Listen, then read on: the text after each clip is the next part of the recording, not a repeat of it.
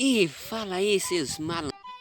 Aqui quem está falando é o Mano Dick para mais um vídeo de texturas aqui do Minecraft Bedrock. No vídeo de hoje, galerinha, tô trazendo aqui a textura aqui que vocês tanto me pedem, que é essa textura que preenche os blocos de grama.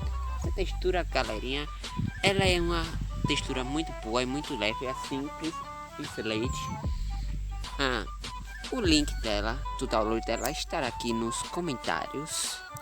Mas antes disso, ó, deixa aquele like, se inscreva no canal para ajudar, para dar uma força no Mano. E foi isso, é a textura aqui para encher o bloco de grama e só isso.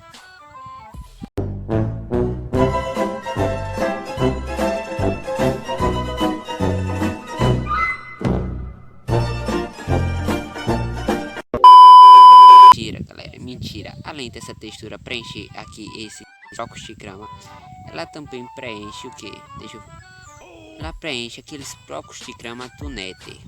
Aquele do Nether 1.16, o bloco de grama, um caminhão de terra, o da ilha de cogumelo e daquela bioma que tem aquelas árvores grandes de madeira de aberto.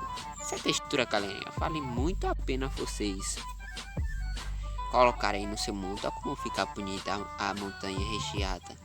Vale muito a pena. Se fosse vocês, eu fazia o download dele, deixava o like aí nos comentários, se inscrevia aí no canal para fortalecer aqui um pouco aqui o canal, né, galerinha?